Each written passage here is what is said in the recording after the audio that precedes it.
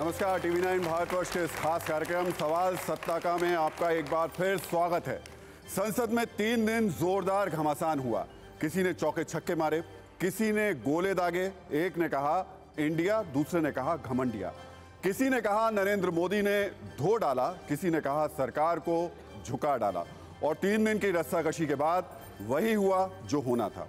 अविश्वास प्रस्ताव गिर गया, खेल खत्म हो गया।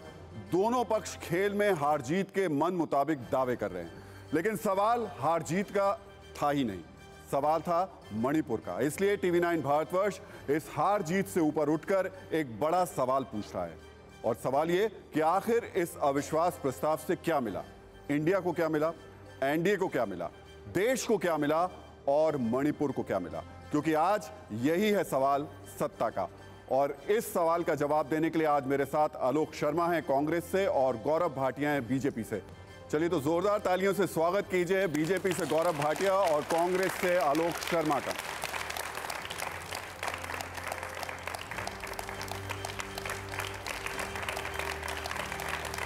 तो दोनों बड़े प्रवक्ता हैं और आज बहस का मुद्दा भी बहुत बड़ा है कि आखिर इस अविश्वास प्रस्ताव से देश को क्या मिला। बहुत बहुत स्वागत है गौरव जी आपका, और बहुत बहुत स्वागत आलोक जी। आप दोनों से कुछ बड़े और कड़े सवाल, लेकिन इस बहस का जो नियम है वो ये है कि इस बहस में चीखा चिल्लाहट नहीं होगी, एक दूसरे को पूरा वक्त देंगे। लेकिन इस बहस को शुरू करें उससे पहले कुछ आंकड़े भी आपको मैं दिखा देता हूं, वो बताने बहुत ज़रूरी है, तभी हम समझ पाएंगे कि आज हमने इस बहस की शुरुआत की क्यों है। ऐसा माना जाता है कि संसद चलाने के लिए प्रति मिनट करीब 2.5 लाख रुपए खर्च होते हैं। अविश्वास प्रस्ताव के 3 दिन में करीब 20 घंटे 22 मिनट की बहस हुई, यानी देश के करीब 30 करोड़ 55 लाख रुपए खर्च हुए। खैर ये मुद्दा नहीं है, मुद्दे पर मैं अब आता हूं। मुद्दा यह है कि अविश्वास प्रस्ताव मणिपुर के मुद्दे पर लाया गया था, लेकिन हमने हिसाब लगाया तो पता चला कि इंडिया की तरफ से, यानी जिसको आज रिप्रेजेंट कर रहे हैं आलोक जी, जो भाषण दिए गए वो 5 घंटे 23 मिनट के थे। और इसमें जो मणिपुर का जिक्र आया है वो 208 बार आया है, जबकि एनडीए की तरफ से जो बहस हुई उसमें मणिपुर शब्द का जो जिक्र किया है वो 130 बार किया है। उस हिसाब से अगर हम देखेंगे तो इंडिया ने ज़्यादा इस शब्द का इस्तेमाल किया, एनडीए ने इस शब्द का इस्तेमाल कम किया, तब जबकि वक्त एनडीए को ज़्यादा मिला था, इंडिया को कम मिला था। उम्मीद थी कि इस बहस के बाद मणिपुर की सदस्य जो पूरी समस्या है उसका समाधान निकलेगा, सार्थक बहस होगी। लेकिन क्या हुआ इसकी एक झलक देख लेते हैं, उसके बाद आगे बढ़ेंगे। आप बैठना चाहते नहीं, बैठना चाहते आप मणिपुर में नहीं जा सकते क्योंकि उन्होंने प्लीज मणिपुर में हिंदुस्तान भारत मणिपुर के लोगों के दिल में आप बोल रहे हैं। फिर आप भारत माता के रखवाले नहीं हो। आप प्लीज माननीय प्लीज बात कर रहा हूं मैं मणिपुर में, मैं आदर से बोल रहा हूं। आप मणिपुर में एक मेरी मां यहां बैठी है, दूसरी मां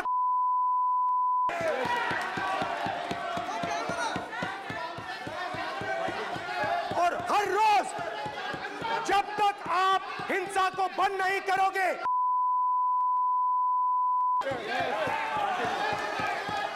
सत्ता सुख के बिना जी नहीं सकते। और क्या क्या भाषा बोल रहे हैं। पता नहीं क्यों कुछ लोगों को भारत मां की मृत्यु की कामना करते नजर आ रहे हैं। इससे बड़ा दुर्भाग्य क्या है? क्या ये देश भूल गया है? ये 14 अगस्त विभाजन विभीषिका आज भी हमारे सामने उन चीख को लेकर के, उस दर्द को लेकर के आता है। ये वो लोग जिन्होंने मां भारती के 3-3 टुकड़े कर दिए। जब मां भारती की जंजीरों को तोड़ना था, बेड़ियों को काटना था, तब इन लोगों ने मां भारती की भुजाएं काट दी, मां भारती के 3-3 टुकड़े कर दिए। और ये लोग किस मुंह से ऐसा बोलने की हिम्मत करते हैं? तो ये इस बहस का कुछ अंश था और इसी से हम आज सवाल उठा रहे हैं कि इस बहस से देश को क्या मिला, इस बहस से मणिपुर को क्या मिला और इस देश से एनडीए और इंडिया को क्या मिला। तो सबसे पहले गौरव जी और उसके बाद आलोक जी, आपके पास 60 सेकंड से मैं आपको शुरुआत कर रहा हूं। 60 सेकंड आपके पास, एनडीए को क्या मिला? देखिए, सबसे पहले तो मैं कहूंगा कि भारत को क्या मिला, इंडिया को क्या मिला, ये बताना आवश्यक है। इंडिया तो ये बताएंगे। इंडिया मेरा भी है और आपका भी है। अगर आप छोड़ने के लिए तैयार है तो आपको मुबारक हो। इंडिया की एक एक इंच भूमि पे हक हर भारतीय का है, ये बात जान लीजिए। मैं सबसे पहले ये बताता हूं भारत को क्या मिला। एक 53 साल का अपरिपक्व नेता है, वो विदेशी भूमि पे जाके कहता है कि भारत का लोकतंत्र मर चुका है। अगर भारत का लोकतंत्र मर चुका है तो संसद के पटल पर चर्चा कैसे हो रही है, सुप्रीम कोर्ट अपने फैसले कैसे दे रहा है, स्पीकर अविश्वास प्रस्ताव कैसे स्वीकार रहा है, सीबीआई ईडी अपना काम कर रही हैं, इलेक्शन कमीशन ऑफ इंडिया अपना काम कर रहे हैं और सबसे बढ़िया नरेंद्र मोदी जी सुनिश्चित कर रहे हैं पूरे विश्व में भारत का डंका बजे। सबसे बड़ी बात यह मिला। दूसरी बात, मैं एक चीज और कहूंगा, आप 100 दगे कारतूस ले आइए, जब चलाएंगे ना तो आवाज आएगी। एक रॉकेट ऐसा है जो लॉन्च ही नहीं होता है, हम सब जानते हैं वो रॉकेट कौन है। और दूसरी तरफ शेर है जो दहाड़ता है तो सारे गीदड़ वॉकआउट कर जाते हैं पार्लियामेंट से, ये भी याद रखिएगा। 60 सेकंड हो गए, अब मैं दोबारा आऊंगा। आलोक जी 60 सेकंड आपके। जिस तरह की भाषा का उपयोग अभी आप लोगों ने देखा, मोदी जी ने पूरे देश में तमाम लोगों को सिखा दी है कि इस तरह की भाषा का इस्तेमाल कीजिए और मुद्दे से भाग जाइए। और कुछ लोग तालियां बजाएं फिर उस पर। हम तो चाहते थे कि संसद के अंदर एक गंभीर चर्चा हो, लेकिन गंभीर चर्चा की जगह हंसी मजाक, ठहाके, मेज पीटना, जिस तरह से नारे लगवाए गए, ये देश की हालत हो गई है। अगर काम कर रहे होते तो गौरव भाई को यहाँ काम गिनवाने की और लोकतंत्र जिंदा है ये बताने की ज़रूरत नहीं पड़ती। लोकतंत्र जिंदा होता है तो दिखाई देता है और मरता है तो वो भी मरता हुआ भी दिखाई देता है, और वो मणिपुर में मर रहा है। भारत को क्या मिला? भारत के टैक्स पेयर्स का पैसा इस सरकार ने, जो भगोड़ी सरकार थी, जो रणछोड़ सरकार थी, जो संसद से भागती रही, जो मोदी जी कमज़ोर प्रधानमंत्री हैं, जो जवाब नहीं दे पाए मणिपुर पर, भारत को ये मिला। भारत के टैक्स पेयर्स का पैसा वेस्ट हुआ। और जहां तक बात मणिपुर की है तो मणिपुर के घावों को, केवल जख्मों को नमक मिला, और वो सबसे ज़्यादा देश के प्रधानमंत्री मोदी जी ने दिया। उत्तर चलिए 60 सेकंड आपके पूरे हो गए, मैं आपका जवाब ले लेता हूं, उसके बाद फिर मैं डिबेट की शुरुआत करूंगा। भाषा की बात अगर कांग्रेस के प्रवक्ता करे जो राहुल गांधी का प्रतिनिधित्व करते हैं तो ये हंसी आती है। आपने कह दिया संसद के पटल पर भारत माता की हत्या हो गई है। कोई माइका लाल पैदा नहीं हुआ है कि भारत माता की हत्या कर सके। एक, राहुल गांधी सांसद वापस संसद में आ चुके हैं, संविधान की ही शपथ ली है ना, उसी संविधान ने देश को प्रधानमंत्री दिया है। एक चुने हुए प्रधानमंत्री को रावण बुलाना, यह कहना कि वो धृतराष्ट्र की तरह से द्रौपदी का चीरहरण देखता रहा, यह कैसी भाषा है? और देश के प्रधानमंत्री के लिए कहना तेरी कब्र खुदेगी मोदी। अरे मैं ये कहूंगा, जिसने विपक्ष की कब्र है खोदी, उस व्यक्ति का नाम है नरेंद्र मोदी, ये याद रखना। दूसरी बात इन्होंने करी, गंभीर चर्चा होगी। राहुल जी, मैं पूछना चाहता हूं कि संसद के पटल पर लोकतंत्र का मंदिर है, कोई सांसद हवाई चुंबन दे रहा है। इस बार हवाई चुंबन दिया था, 2018 में आंख मारी थी, यह गंभीर है।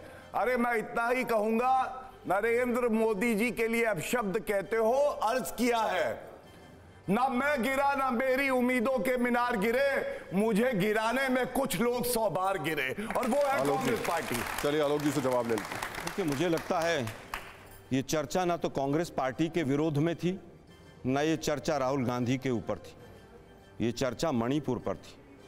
मणिपुर से संबंधित 4-5 सवाल थे। देश जानना चाहता था कि कौन मुख्यमंत्री है जिसको बीजेपी ने घुटने टेक रखे हैं, उसको क्यों नहीं हटाया गया। पहला सवाल था, उसका उत्तर देश को नहीं मिला। दूसरा सवाल यह था कि देश के प्रधानमंत्री लगभग 90 दिन तक खामोश क्यों रहे। तीसरा सवाल था, देश के गृह मंत्री जब वहां पर गए तो उनको वो जो 3 दिन तक वहां पर रहे 2 बालिकाओं को निर्वस्त्र करके घुमाया गया, उसकी खबर क्यों नहीं मिली? देश जानना चाहता था कि चाणक्य इतना फेल और इतना कमजोर क्यों था। चौथा सवाल यह था कि सुप्रीम कोर्ट रोज लताड़ लगा रहा है, उसके बावजूद देश के प्रधानमंत्री मजाक उड़ा रहे हैं। भारत माता की हत्या मणिपुर में हुई, इसमें कहीं पर कोई दो राय नहीं। भारत माता क्या होती है? क्या कोई फोटो लगा के भारत माता होती है? क्या मणिपुर की बहन बेटियां भारत माता का हिस्सा नहीं है? अगर उनकी हत्या हुई और सैकड़ों कब्र वहां पर खोदकर उनको गाड़ दिया गया और इन्हीं के मुख्यमंत्री ने कहा कि इस तरह की सैकड़ों घटनाएं हुई हैं, उसके बावजूद अगर हंसी ठहाके मजाक और जिस तरह से नारे लगवाए गए, आप भी हंस लो, जोर से हंस लो, ये देश के प्रधानमंत्री कह रहे हैं संसद के अंदर, दुर्भाग्यपूर्ण है। सवाल अब मेरा ले लो। मणिपुर मुख्य मुद्दा था। आज आप राहुल गांधी पे जाएं, फलाने पे जाएं। आज मैं कहूं, देश के प्रधानमंत्री ने कहा 2014 से पहले इस देश में जो जन्म लेता था उसको शर्म आती थी। आप ऑडियंस बैठे, सबका 2014 से पहले का जन्म है, क्या आपको शर्म आती थी? हिंदुस्तानी कहते हुए। अब आ जाते हैं, लेकिन आज का वो विषय नहीं है। मैं वापस आऊंगा। आलोक जी, मैं उसी मुद्दे पे वापस आ रहा हूं। मणिपुर को क्या मिला, बीजेपी बताए। मैं आपसे यही जानना चाह रहा हूं, आपने संसद नहीं चलने दी, पूरा विपक्ष एकजुट था, पिछले कई दिन से संसद नहीं चल पाई। नहीं, ये गलत नैरेटिव है, ये बीजेपी और गोदी मीडिया। चलिए ठीक है, आप स्टेटमेंट गलत दे रहे हैं। मैं स्टेटमेंट नहीं दे रहा हूं, मैं स्टेटमेंट नहीं दे रहा हूं। कैसे आपने गलत स्टेटमेंट दी है? विपक्ष की ये मांग थी। नहीं, आलोक जी सुनिए, आलोक जी पहले मेरी बात सुनिए। मैंने कोई गलत स्टेटमेंट नहीं दिया। मेरा कहना बड़ा साफ है कि आपकी मांग थी और आप इस मांग पे अड़े हुए थे, इसलिए संसद में गतिरोध था।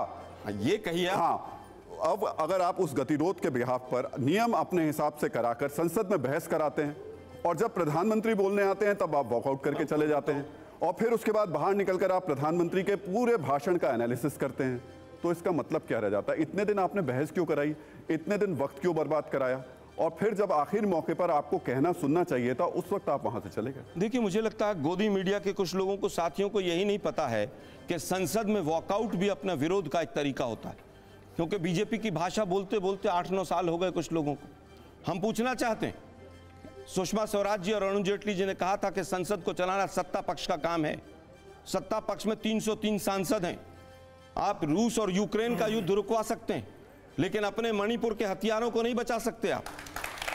और उसके बाद भी आप लोग कहते हैं कि विपक्ष ने ऐसा कर दिया, विपक्ष ने। अरे भाई 301 मिनट रुकिए। मीडिया को गाली दे देने से ना, नहीं दे रहा मैं, नहीं, आप अपनी कमजोरी नहीं छिपा सकते। अरे भाई कमजोरी किसकी? आलोक जी, अरे भाई तर्क के आधार पे आइए, तर्क पे आइए आलोक जी। तर्क पे तो आ रहा हूं। मैं आपसे बड़े लॉजिकल बात कर रहा हूं। आप गोदी मीडिया, रोगी मीडिया, भोगी मीडिया करेंगे तो काम नहीं चल पाएगा। बात मेरा कहना सीधा ये है, मुझे रोकना पड़ा। नहीं, कोई स्टेटमेंट गलत नहीं था, बिल्कुल गलत था। क्या संसद में गतिरोध नहीं हुआ इस बात को लेकर के?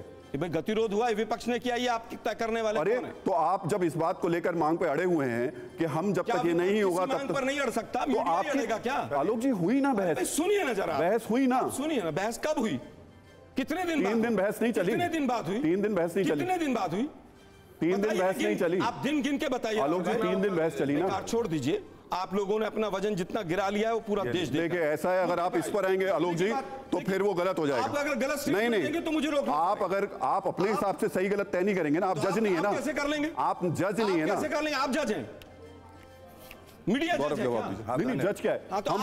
हम तो तस्वीर दिखाएंगे ना, आईना दिखाएंगे ना। आईना हम भी दिखाएंगे। सुनिए जरा मेरी बात। मुझे मैंने सुन लिया आपकी बात। नहीं, मुझे आपको जो कहना सुनना था अपने कम मैंने देना था, मैं आऊंगा। मुझे नहीं बोल पा रहा हूं। नहीं बुलाना था तो मत बुलाओ। आलोक जी, मैं आ रहा हूँ, मैं क्या आ रहा हूँ आपके पास। आपको अगर एक तरफा नैरेटिव चलाना है, चलाइए। कर ली बात आपसे, आ रहा हूँ मैं आपके पास में। एक तरफा नहीं चला रहा आपकी बात। तरफा चला रहे हैं? नहीं चला रहा। सुन लीजिए। चलिए आप बोल, 1 मिनट रुकिए, आप बोल लीजिए, फिर मैं उसके बाद आता हूं। केवल ये कहना चाहूंगा कि मीडिया के कांग्रेस के वोट उतना ही कम होंगे। और बोलिए, कह रहे हैं कि मोदी जी 2 घंटे और बोलते, जितना वो ज्यादा बोले उतना एक्सपोज किया।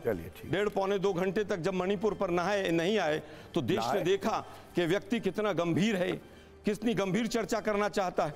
और मुझे क्लियर पता है, समझ आ रहा है मुझे कि किस तरह से जो 4D फार्मूला है कि पहले डिनाई करो, फिर इश्यूज को डाइवर्ट कर दो, फिर डेविएट कर दो, फिर डिस्ट्रैक्ट कर दो, और फिर भांडा जो है वो 1920 पर फोड़ दो कि 1920 में ऐसा हुआ था।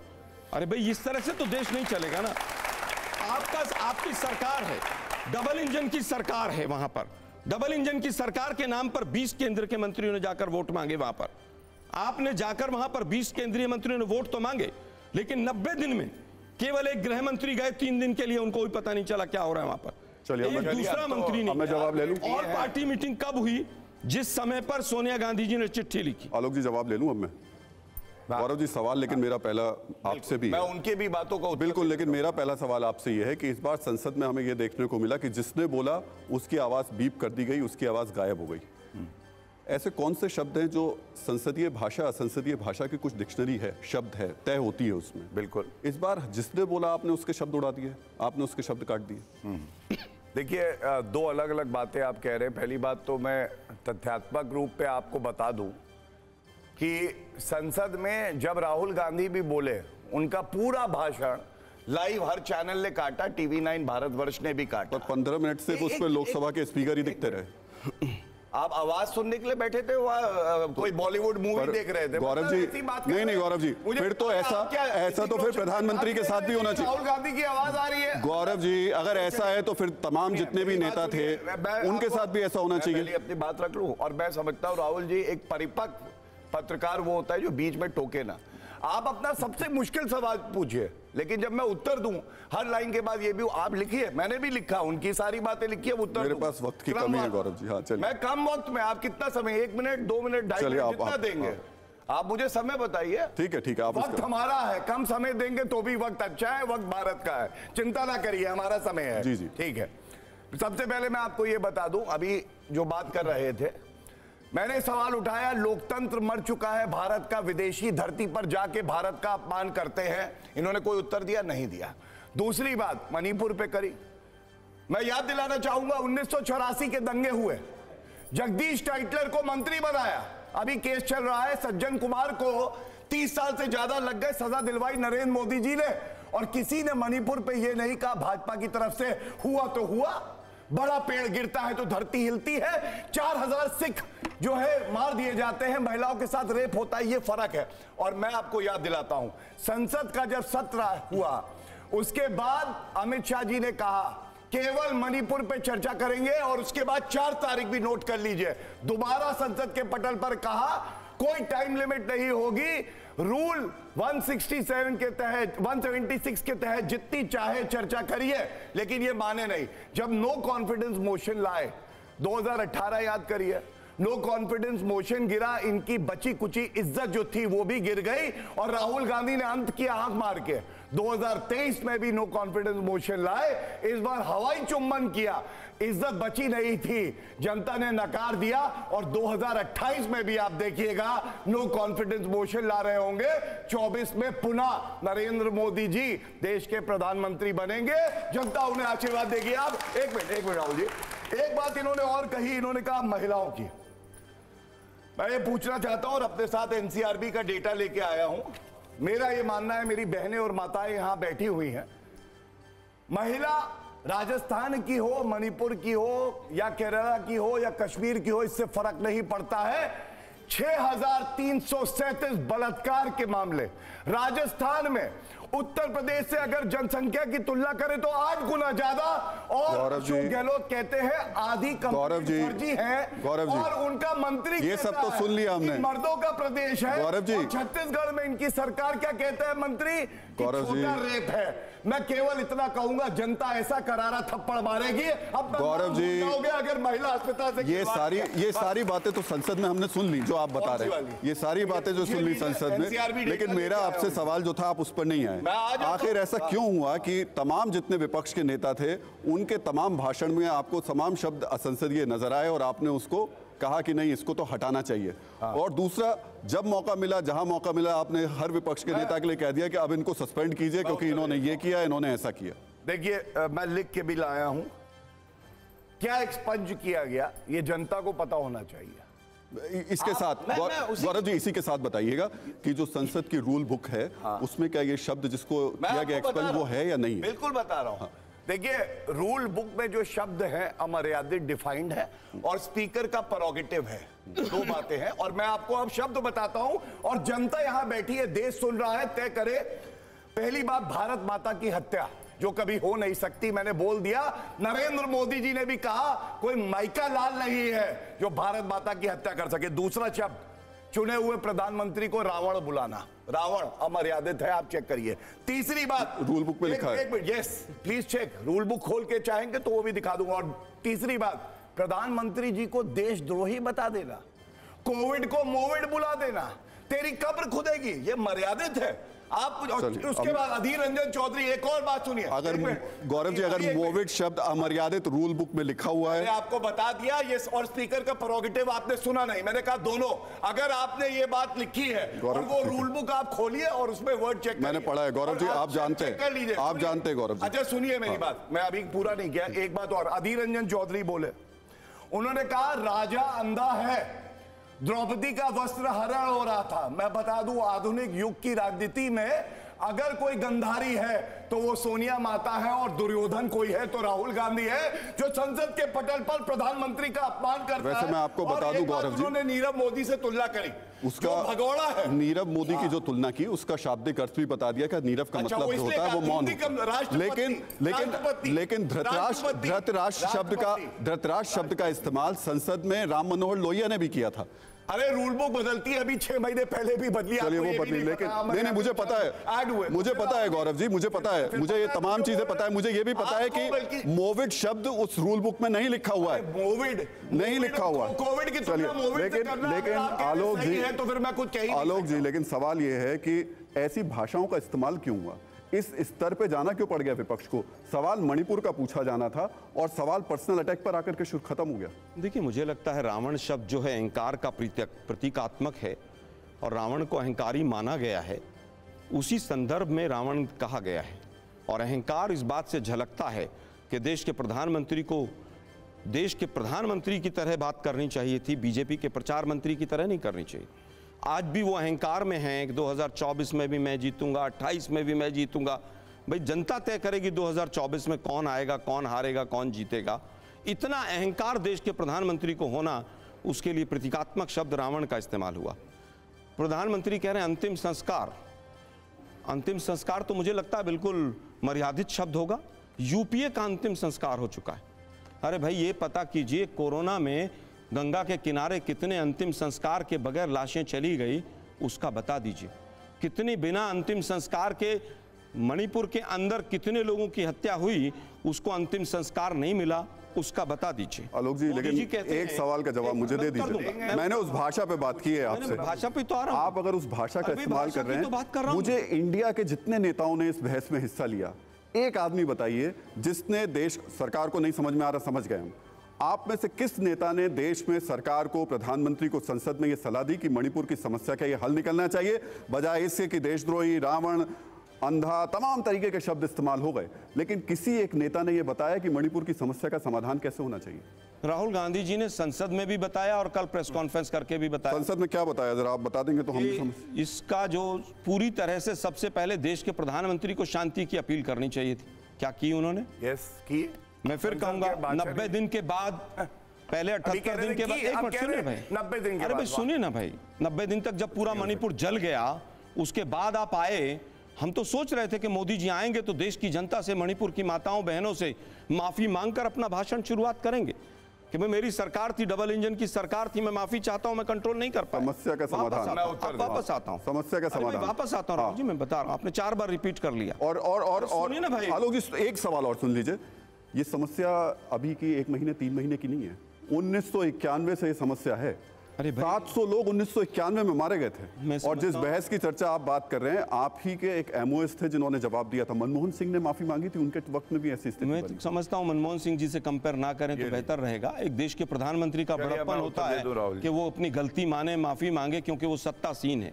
इसीलिए रावण कहा गया कि रावण कभी माफी नहीं मांगता। उनके वक्त में भी हिंसा हुई थी। अरे भाई एक बात बताइए राहुल जी, आपने 3 बार रिपीट किया, अब सुनिए जरा आपका वर्जन क्या है।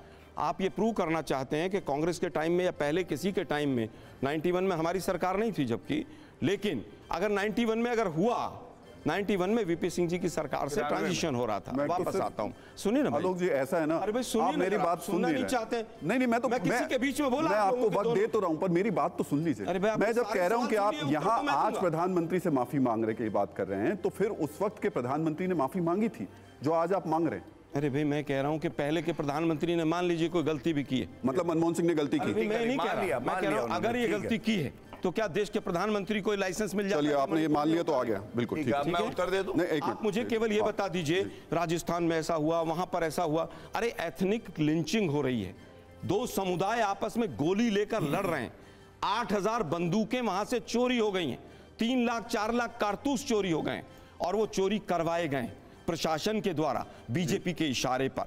ये सुप्रीम कोर्ट में तमाम एफिडेविट्स में चीजें सामने आ रही, आप इसको कंपेयर कर रहे हैं।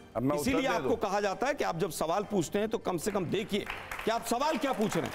मुझे केवल ये बताइए कि राजस्थान में एक भी आलोक जी, आप चाहते हैं सवाल मैं आपके हिसाब से पूछूं? अरे भाई, आप लोग तो आप चाहते हैं सवाल में आपके हिसाब से? मैं बराबर दीजिए, मेरी यही मैं आ रहा हूं। अगर एजेंडा लेके बैठेंगे तो मुझे बोलना पड़ेगा ना। नहीं, आप एक मिनट सुनिए जरा, आप सवाल पूछिए, मणिपुर पर पूछिए, मेरे से तीखे से तीखा सवाल पूछिए। लेकिन आलोक जी, जो सवाल पूछा आपसे उसका तो जवाब दिया नहीं आपने। दे तो रहा हूं। आपने कहां बताया कि इंडिया के किसी भी नेता ने प्रधानमंत्री को कोई सुझाव दिया? अरे भाई, मैं बता तो रहा हूं आपको, आप सुनना नहीं चाहते ना, आपका चेहरा बता। अच्छा, आप 30 सेकंड आपके पास है, बताइए। देखिए कैसा चेहरा तमतमाया। नहीं, मेरा नहीं तमतमाया। आलोक जी, परेशान आप हो जाते हैं। मैं परेशान नहीं, आप अचानक परेशान हो जाते हैं। शांति से खड़ा हूं, नहीं। मैं तो सुन रहा हूं। चलिए बताइए। गौरव जी ने इतना लंबा लेक्चर दिया, 30 सेकंड। अच्छा, टाइम कम है मेरे पास, 30 सेकंड में आप बता दीजिए क्या समाधान दिया। बीच बीच में राहुल जी ने कितना मुझे रोका, आप लोगों ने देखा हो। हाँ, मैंने गौरव जी को भी रोका, ये आपने नहीं देखा। चलिए, सुझाव की बात। सोनिया गांधी जी ने इतनी लंबी चिट्ठी लिखी, कांग्रेस पार्टी की सीएलपी लीडर है वो, मणिपुर के नाम भी और सरकार के नाम भी, तमाम सुझाव थे उसके अंदर। सबसे पहला सुझाव था कि वहां के मुख्यमंत्री को हटाया जाए। क्या यह सुझाव संसद में नहीं दिया गया? पहला सुझाव था। दूसरा सुझाव यह था कि वहां पर आर्मी डिप्लॉय की जाए। क्या दूसरा सुझाव यह नहीं था? तीसरा सुझाव कि वहां पर जिस तरह का आपस में राइवलरी हो रही है उसको कैसे रोका जाए, वहां पर कोई पीस कमेटी बने, वहां पर दोनों समुदाय से बैठकर बात हो, देश के प्रधानमंत्री वहां जाएं। देश के प्रधानमंत्री अगर इंफाल चले जाते हैं और जाकर कहते हैं कि भाई जो भी हुआ उसको बंद करते हैं आज हम, लेकिन दुर्भाग्य 78 दिन तक देश के प्रधानमंत्री खामोश रहे। चलिए, और आकर 36 सेकंड बोले, और 36 सेकंड में भी कंपेयर कर गए, मेघालय में ऐसा हो रहा है, वेस्ट बंगाल में, राजस्थान में। आलोक जी, जवाब ले लो। प्रधानमंत्री हैं, आलोक जी, जवाब ले लो। आपको मणिपुर पर बात करनी है, जवाब ले लो। वो भी कब आप जवाब ले लेते हैं। मैटर चला गया। गौरव जी, आप जवाब आगे वो वहां पर। आलोक जी, आप जवाब ले लीजिए। बांटेंगे ये भी। जी। धन्यवाद। लेकिन इसके साथ एक बस मेरा भी सवाल है। पहले मैं उत्तर दूंगा राहुल जी, ये देखिए उचित। अच्छा, चलिए जल्दी। चलिए, आप पहले आप जवाब दे दीजिए, फिर उसके बाद मैं पूछता हूँ। सबसे पहले देखिए, एक बात बताना बड़ा आवश्यक सवाल तो पूछ लीजिए एक आध भाई। मणिपुर बहुत पूछ लिया आलोक जी, मणिपुर के लोगों ने, दिक्कत यह है कि आपकी तरह वो नाराज नहीं हो जाते हैं। जी देखिए, मणिपुर के लोगों ने इनसे ये कहा है, एक तरफ प्रधानमंत्री जी ने, मैं 3 बड़ी बातें बताता हूं अपने संबोधन में क्या कहा। सबसे पहले उन्होंने ये बताया कि जो दरिंदे हैं उनको कड़ी सजा होगी और हमारी बहनों को इंसाफ मिलेगा। ये सबसे बड़ी बात है। दूसरी बड़ी बात उन्होंने जो कही, वो जख्मों पे मरहम लगाने का काम किया। उन्होंने कहा मणिपुर फिर से विकास के रास्ते पे चलेगा। और तीसरी बड़ी बात उन्होंने कहा, जो विपक्ष बाहर जा चुका है मेरा जवाब सुने बिना, मैं जानता हूं कि वो भी और हम भी, पूरा देश आज मणिपुर के साथ खड़ा है। ऐसे एक अभिभावक बोलता है जिसको देश की चिंता हो। और दूसरी तरफ आई है राहुल गांधी, अपनी पूरी बात करी, उनको खुद नहीं पता था कि वो बोले क्या है। कांग्रेसी पूछ रहे थे बोलना क्या है, समझ ही नहीं आया है। वो बता रहे भारत जोड़ो यात्रा पे मैं गया, घुटने में मेरे दर्द हुआ, मैंने ऐसे देखा वैसे देखा, प्रधानमंत्री राक्षस है। और प्रधानमंत्री जी का जवाब नहीं सुना। संसद के पटल से वैसे कहते डरता नहीं हूं और भाग खड़े हुए, भाग। गौरव जी, मेरे पास सिर्फ दूसरी बात, अभी रुक जाइए, सिर्फ मेरे पास 20 सेकंड है। जितने भी सेकंड हो, सिर्फ 20 सेकंड पड़ेगा जितना समय आपने उनको दिया है, बहुत शालीनता से। अच्छा, आप जल्दी से मैं आपको गौरव जी जल्दी से ना, मैं ये कहूंगा आपने मैं रिक्वेस्ट करूंगा, जल्दी मेरा काम है रिक्वेस्ट करना। गौरव जी जल्दी से, पूरा टाइम मिलना चाहिए। गौरव जी जल्दी। दूसरी बड़ी बात जो बताने जा रहा हूं, देखिए गौरव जी जल्दी बड़ी बात, अगर मणिपुर इतना अहम मुद्दा था तो यह पूछा जाएगा कि राहुल गांधी राजस्थान में चुनाव प्रचार करने चले गए लेकिन मणिपुर और नो कॉन्फिडेंस मोशन की बहस में नहीं रहे। और दूसरी बात, जो विरोध कर रहे थे संसद में, गौरव जी अब मुझे देने दीजिए, सर्विसेज बिल पे वो विरोध रुक गया क्योंकि महाठगबंधन में, चलिए अब मैं आखिरी केजरीवाल है उनके साथ खड़ा हो, मैं आखिरी रिस्पॉन्स, मणिपुर जो है बड़ा मुद्दा नहीं था। आखिरी प्रतिक्रिया, मैं आखिरी प्रतिक्रिया आलोक जी से ले लेता हूं। आलोक जी, मेरा मानना यह है कि जब इंसान के पास कोई तर्क खत्म हो जाते हैं, आलोक जी इंसान के पास जब कोई बिना सवाल मेरे एक के पूरा मिनट निकल गया। आलोक जी सुन लीजिए, जब किसी इंसान के तर्क खत्म होते हैं तो वो निजी अटैक शुरू कर देता है, मेरा मानना ये है। और आपने जिस तरीके सवाल मैंने जो पूछे वो आपने देखे, अब इसका जवाब दीजिए, जवाब दीजिए आलोक जी, जवाब दीजिए आलोक जी, जवाब दीजिए ना, जो इन्होंने बोला उसका जवाब दे दीजिए। देश जवाब दे दीजिए, मांगेगा, जवाब उत्तर दीजिए। अरे राहुल गांधी थोड़ी ना है कि चंपा कीजिए ना। अरे इनका जवाब आप देंगे या मैं सवाल कीजिए ना। राहुल जी चलिए, पूछिए। मुझे मेरे पास वक्त है नहीं, मुझे लगता है क्योंकि वक्त आज थोड़ा सा कम है हमारे पास में, लेकिन इस सब के बीच में उम्मीद यही हम सब करते हैं, राजनीतिक नेता भी हों, हम सब लोगों की मणिपुर में ज्यादा से ज्यादा शांति जल्द से जल्द हो, ये हम सबको मिलकर के इस तरीके की प्रार्थना और उम्मीद करनी चाहिए। दिल्ली एनसीआर की हर छोटी बड़ी खबर जानने के लिए सब्सक्राइब करें अपना पसंदीदा channel TV9 Delhi NCR. Facebook, Twitter और इंस्टाग्राम पर हमें सर्च करें @TV9 दिल्ली एनसीआर पर।